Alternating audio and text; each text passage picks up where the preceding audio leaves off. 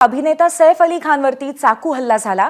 वांद्र्यामधल्या राहत्या घरीच त्याच्यावरती हा हल्ला झालाय आणि त्याच्यावरती लीलावतीमध्ये शस्त्रक्रिया झाली असून त्याच्यावरती चाकूने 6 वार करण्यात आले होते। यापैकी एक वार 10 सेंटीमीटरचा होता। क्राइम ब्रांच अधिकारी दया नायक सध्या सैफ अली खानच्या घरी दाखल झालेले आहेत।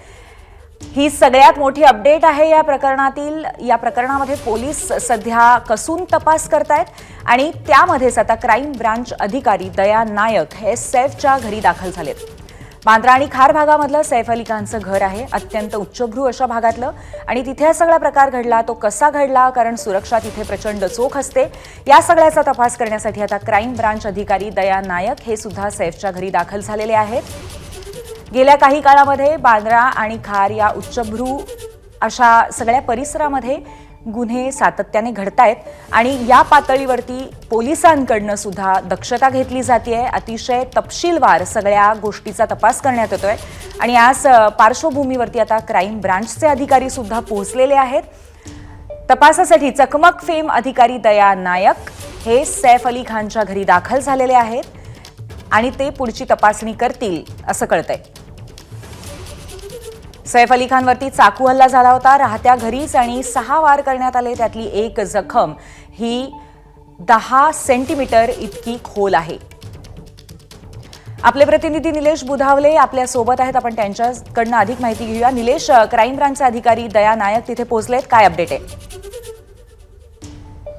अनेक पोलिसांच्या टीम सध्या या ठिकाणी दाखल होत आहेत। महत्त्वाचे अपडेट आहे, क्राइम ब्रांचचे महत्त्वाचे अधिकारी असलेले दया नाईक जे आहेत ते सध्या सैफ अली खानच्या निवासस्थानी पोहोचलेले आहेत आणि खास करून CCTV फुटेजचा जो आहे तो या ठिकाणी आढावा घेताना आपल्याला ते पाहायला मिळत आहेत। समोर पोलिसांची पूर्ण डीची टीम आहे, स्थानिक पोलीस प्रशासन, क्राइम ब्रांच अशी सर्व टीम या ठिकाणी आहे आणि त्यांच्याकडून प्रत्येक या ठिकाणी असणाऱ्या व्यक्तींची जी आहे ती तपासणी सुरू असल्याचं पाहायला मिळत आहे। यासोबतच CCTV फुटेजेस देखील तपासले जात असल्याचं आपल्याला पाहायला मिळत आहे।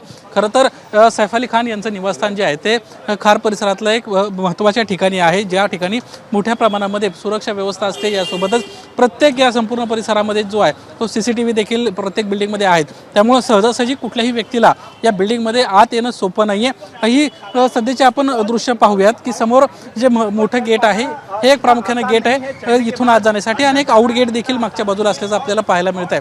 त्यामुळे कोणत्या गेटमधून संबंधित व्यक्ती आत आली याची देखील माहिती पोलीस घेताना पाहायला मिळत आहेत। या गेटमधून हा छोटासा रस्ता आहे जिथं संबंधित व्यक्ती जो कुणीही आत जाणार असेल त्याची चौकशी होते आणि त्यानंतरच त्याला आतमध्ये सोडलं जातं पोलिसांच्या वतीनं। त्यामुळेच प्रत्येक दोन्ही गेटच्या बाजू माहिती घेण्यात आली। मागच्या आणि पुढच्या बाजूला जे CCTV आहेत पोलिसांची टीम या ठिकाणी बाहेर पडते। सर, काय सांगाल, साधारण किती वाजता ही घटना सर क्या जानकारी मिली, कितने लोग थे, हमलावर क्या किस उद्देश्य से आया था सर, क्या अभी तक क्या सर, क्या कौन था वो, कितने लोग आए थे सर, क्या कुछ जानकारी मिली सर? मराठी सर क्या कौन लोग थे? अरे दरवाजा तो बंद करे दो यार। नहीं आरोपी के बारे में क्या कुछ पता चला है सर? एक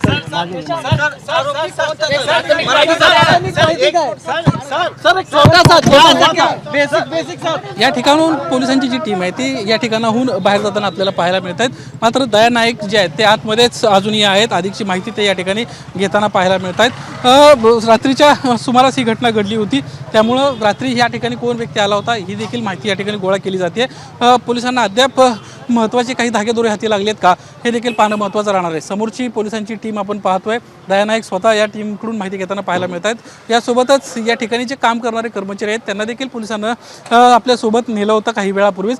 त्यांचे मोबाईल प्रामुख्यानं या ठिकाणी जमा केले होते, कारण या मोबाईलच्या माध्यमातून संबंधित जो आतमध्ये आलेला व्यक्ती आहे तो कोणाशी संबंधित होता का, कोणाच्या संपर्कात होता का याची देखील माहिती घेतली जाते। घटना नेमकी कशी घडली याची ज्यावेळेस अधिकची माहिती घेण्याचा प्रयत्न केला त्यावेळेस एक बाब समोर आली की निलेश, तुर्तास आपण थोडंसं थांबूया, पुन्हा तुमच्याकडे येऊ। धन्यवाद तुर्तास आपण दिलेल्या माहितीबद्दल। ABP माझा, उघडा डोळे बघा नीट।